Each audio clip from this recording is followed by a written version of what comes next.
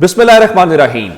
لاکھوں کروڑوں درود و سلام محمد مصطفیٰ صلی اللہ علیہ وسلم اور آل محمد پر۔ میں ہوں عمر دراز گوندل۔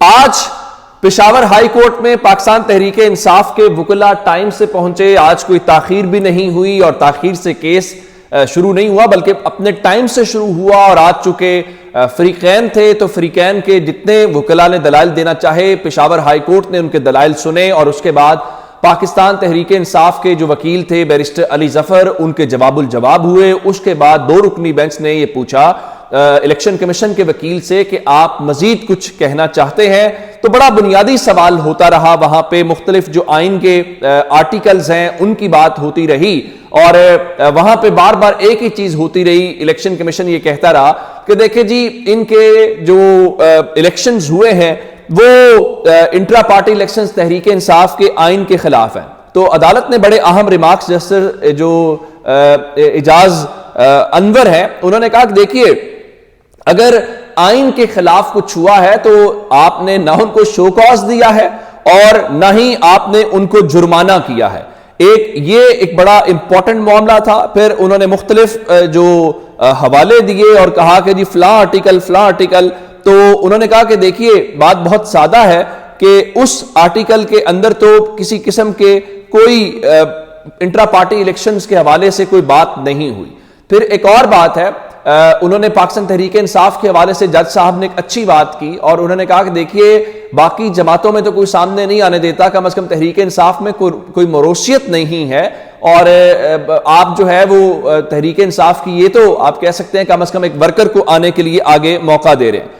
اب یہ ساری صورتحال ہوئی تو وہاں پہ پھر یہ بھی مطالبہ آیا ایک جو فریق تھے کہ آپ تحریک انصاف کو ایک بار پھر الیکشنز کروانے کا حکم دے دے، تو انہوں نے بہت سادہ انداز میں کہا کہ جب الیکشن شیڈیول کا اعلان ہو چکا ہے، یہ سب کچھ ہے، تو آپ یہ کر سکتے ہیں۔ آپ یہ کیسے کر سکتے ہیں اور آپ کیسے ایک اس چیز کو، جمہوریت کے اندر تو سیاسی جماعتوں کی حوصلہ افزائی کی جاتی ہے نہ کہ ان کو کمزور کیا جاتا ہے۔ اب اس معاملے کے اوپر اب سے تھوڑی دیر پہلے پشاور ہائی کورٹ نے فیصلہ محفوظ کر لیا ہے، لیکن تمام تر جو کورٹ رپورٹرز ہیں جو کورٹ کو سمجھتے ہیں، پروسیڈنگز کو جنہوں نے آبزرو کیا، ان سب کی رائے یہ ہے کہ غالب امکان یہ ہے کہ پشاور ہائی کورٹ پاکستان تحریک انصاف کا بلے کا جو نشان ہے وہ بحال کر دے گی، اور آپ یوں سمجھیے کہ بلے کا نشان بحال ہونے سے بہت سارے لوگوں کی سانس اکھڑے گی، نمبر 1۔ لیکن تحریک انصاف کو داد دیں، اور تحریک انصاف کی نئی زندگی والی بات ہے وہ کیا ہے کہ اگر بلے کا نشان نہیں ملتا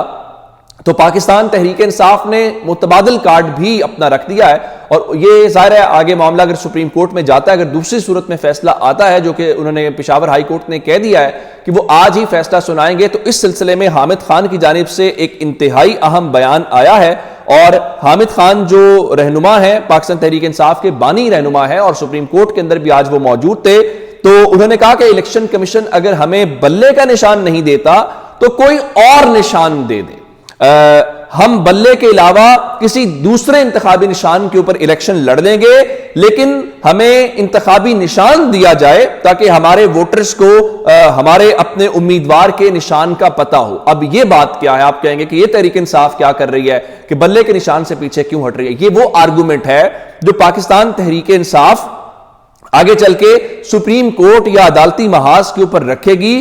کیوں؟ اس لیے کہ اس وقت کوشش کیا ہے؟ کوشش یہ ہے کہ تحریک انصاف کے امیدواروں کے پاس کوئی انتخابی نشان نہ ہو، وہ آزاد حیثیت میں میدان میں اترے۔ ہوگا کیا؟ مثلا ایک بندہ، آپ بھی الیکشن لڑ رہے ہیں، میں بھی الیکشن لڑ رہا ہوں، کوئی تیسرا بندہ بھی الیکشن لڑ رہا ہے، آپ کلیم کریں آپ تحریک انصاف سے ہے، میں کلیم کروں وہ کلیم کریں میں تحریک انصاف، یہ ساری باتیں کرنے سے ہوگا کیا؟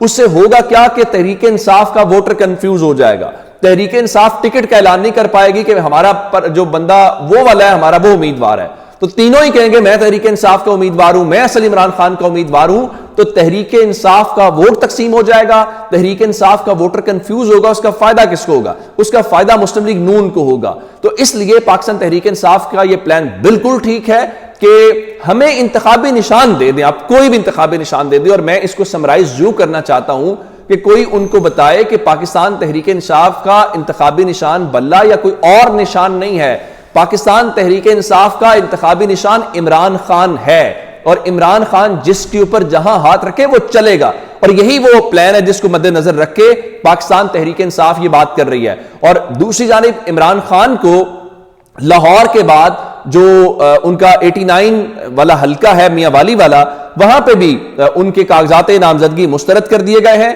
یوں عمران خان کو ٹیکنیکلی اب 8 فروری کے جو الیکشنز ہیں اس سے باہر کر دیا گیا ہے. گو کہ عمیر نیازی یہ کہہ رہے ہیں کہ وہ اس فیصلے کے خلاف باقاعدہ اب عدالتی محاذ کے اوپر جائیں گے اور اتنی آسانی سے اس چیز کو نہیں ہونے دیں گے. دوسری جانب شاہ محمود قریشی ہیں, ان کے 3 حلقوں سے کاغذات نامزدگی مسترد کیے گئے ہیں. انہوں نے بھی اس معاملے کو لاہور ہائی کورٹ میں چیلنج کر دیا ہے. ان سے ہٹ کے اسے آگے چل کے سنم جاوید ہیں, سنم جاوید کے بھی کاغذات نامزدگی جمع جو ہیں وہ مسترد کیے گئے ہیں.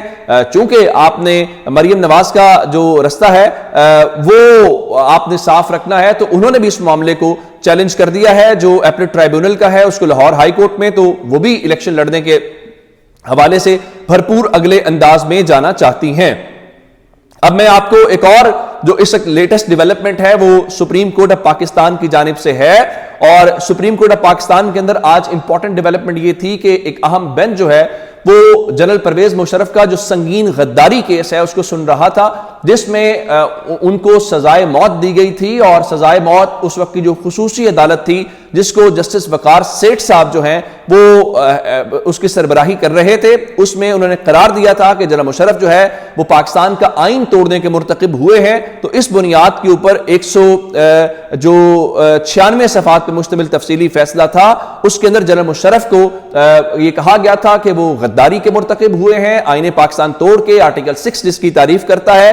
تو انہوں نے کہا تھا کہ جنرل مشرف جو ہیں وہ مثالی سزا کے مستحق ہیں, اور الزام جو بھی ان کے اوپر تھے الگ الگ ان کو سزائیں سنائی گئی تھی. اور یہ کہا گیا تھا کہ ان کو جو ہے وہ پھانسی کی سزا سنائی گئی تھی, اور ساتھ یہ کہا گیا تھا کہ ہر ممکن کوشش کی جائے کہ ان کی سزا کے اوپر عمل درآمد ہو, قانون نافذ کرنے والے ادارے ان کو گرفتار کریں. اور اس کے بعد کہا گیا تھا کہ اگر وہ مردہ حالت میں بھی ملے تو اس حوالے سے ان کی لاش کو اسلام آباد کے ڈی چوک کے اوپر اگلے 3 روز کے لیے لٹکایا جائے. لیکن اس فیصلے کو لے کے بہت سخت رد عمل آیا تھا, اور پھر جو خصوصی عدالت کا فیصلہ تھا اس فیصلے کو لاہور ہائی کورٹ نے ختم کر دیا تھا, کالعدم قرار دیا تھا, جس میں جسٹس مظاہر علی اکبر نقوی موجود تھے. لیکن آج جو پاکستان کی سپریم کورٹ ہے اس نے وہ فیصلہ بھی جو ان کا تھا لاہور ہائی کورٹ کا اس کو بھی کالعدم قرار دے دیا ہے. تو جنرل مشرف کی اپیل کو آج مسترد کر دیا گیا ہے, اور اس مسترد کرتے ہوئے یا خارج کر دیا گیا, یوں کہہ لیجئے جنرل مشرف کی سزائے موت کو برقرار رکھا گیا ہے. اور اس کا نقصان یہ ہے کہ وہ ان کے پاس جتنے رینکس تھے, جو چیزیں فوج کی مرات ہیں, وہ اب عملی طور پہ قانون کی نظر میں ختم ہو جاتی ہیں. لیکن اصل معاملہ یہ ہے کہ جس طرح سے جنرل مشرف کی موت کے بعد ان کو پاکستان لایا گیا اور قومی پرچم میں لپیٹ کے ان کو دفنایا گیا, تو میرے خیال ہے پاکستان میں یہ ممکن نہیں ہے. گو کہ ایک مثال برطانیہ کی موجود ہے جہاں پہ فوجی عامر کو قبر سے نکال کے پھانسی دی گئی تھی. وہ بے شک علامتی ہی تھی لیکن انہوں نے یہ کام کیا تھا. لیکن پاکستان کے اندر ابھی وہ کہتے ہیں نا کہ دلی ابھی بہت دور ہے, وہ والی صورتحال ہے. تو جنرل مشرف تمام فوجی اعزازات اور پینشن سے محروم تو ہو گئے ہیں, ان کی فیملی جو ہے, لیکن عمل درآمد والی بات ہمیں دکھائی اس وقت نہیں دیتی. اور جب آخری بار جنرل مشرف کو سزائے موت سنائی گئی تھی اور یہ سب کچھ ہوا تھا, ان کے اوپر یہ ثابت ہوا تھا کہ پاکستان کا آرٹیکل توڑا ہے, تو آج طے ہو گیا ہے کہ پاکستان میں پہلی بار کسی شخص کو آئین توڑنے والے کہ اس کا نام جنرل مشرف ہے, اس کو سزا دے دی گئی ہے. اب عمل درآمد ہونا یا نہ ہونا, جسٹس وقار سیٹھ جنہوں نے سزا سنائی تھی وہ بھی دنیا میں نہیں ہے, جس کو سزا ہوئی تھی جنرل مشرف وہ بھی دنیا کے اندر نہیں ہے. لیکن آپ کو یاد ہوگا جب یہ ہوا تھا تو اس وقت ان کے ادارے کی جانب سے یعنی فوج کی جانب سے بہت سخت رد عمل آیا تھا, شدید غم و غصے کا اظہار کیا گیا تھا اور کہا گیا تھا کہ جنرل مشرف سب کچھ ہو سکتے ہیں, غدار نہیں ہو سکتے. لیکن آج سپریم کورٹ کی سماعت کے بعد بہرحال میرا خیال ہے کہ سپریم کورٹ نے خود سے کنکلوڈ کر دیا ہے کہ جنرل مشرف کا سٹیٹس کیا ہے, جنرل مشرف کی حیثیت کیا ہے, اور اب اس کے بعد کوئی عدالت پاکستان کے اندر نہیں ہے. تو اب لیکن عمل درآمد ظاہر ہے وہ اپنی جگہ پہ نہیں ہوتا. اب چونکہ جسٹس مظاہر علی اکبر نقوی کا ذکر ہوا تو رات کو میں نے آپ کو خبر دی تھی کہ جسٹس اعجاز الاحسن نے ان کے جو سپریم جوڈیشل کونسل کے اندر کارروائی ہو رہی ہے اس کے اوپر باقاعدہ اپنا جو نوٹ ہے وہ جاری کیا ہے، اور اس چیز کو لے کے اب جسٹس مظاہر نقوی نے سپریم جوڈیشل کونسل کے اندر ان کو جو شو کاز دیا گیا تھا اس کا تفصیلی جواب جمع کرا دیا ہے، اور جو ان کے اوپر الزامات لگائے گئے ہیں ان کی تردید کر دی ہے۔ انہوں نے کہا کہ کونسل جج کے خلاف معلومات لے سکتی ہے لیکن کسی کی شکایت پر کارروائی نہیں کر سکتی، اور سپریم جوڈیشل کونسل کی جانب سے جاری احکامات رولز کی توہین کے مترادف ہیں۔ رولز کے مطابق کونسل کو معلومات فراہم کرنے والے کا کارروائی میں کوئی کردار نہیں ہوتا۔ اور پھر انہوں نے اٹارنی جنرل کی بطور پروسیکیوٹر تعیناتی پر اعتراض کیا اور کہا کہ کونسل میں ایک شکایت کنندہ پاکستان بار کونسل بھی ہے۔ اٹارنی جنرل شکایت کنندہ پاکستان بار کونسل کے چیئرمین ہیں۔ بار کونسل کی شکایات سیاسی اور پی ڈی ایم حکومت کی اما کے اوپر دائر کی گئی ہیں، جس میں انہوں نے کہا پاکستان بار کی 21 فروری کو اس وقت کے وزیر اعظم شہباز شریف سے ملاقات ہوئی۔ شہباز شریف سے ملاقات کے روز ہی پاکستان بار کونسل نے شکایت دار کرنے کی قرارداد منظور کی۔ شو کاز کا جواب جمع کرانے سے پہلے ہی گواہان کو طلب کرنے کا حکم خلاف قانون ہے۔ یہ الزام سراسر غلط ہے کہ مجھ سے کوئی بھی شخص بآسانی سے رجوع کر سکتا ہے۔ ان کا غلام ڈوگر کا کیس میں کیسے اپنے سامنے مقرر کر سکتا تھا؟ وہ تو انتظامی معاملہ تھا، تو میرے تو اختیار میں نہیں تھا۔ تو اس ساری صورتحال کے بعد انہوں نے مختلف جو پلاٹس کے حوالے سے بتایا کہ جو فلا پلاٹ تھا وہ میں نے اپنی سیلریڈ اکاؤنٹ سے کروایا، پھر گجرانوالہ کے پلازے سے متعلق بتایا کہ وہ میرے جج بننے سے پہلے کا ہے اور میرے تمام اثاثوں کے اندر وہ ڈکلیئرڈ ہے۔ اب رہی بات بچوں کی، تو اس پہ جسٹس مظاہر نقوی نے کہا کہ جسٹس فائز عیسیٰ کیس میں طے شدہ اصول ہے کہ بچوں کے معاملے پہ جوڈیشل کونسل کارروائی نہیں کر سکتی۔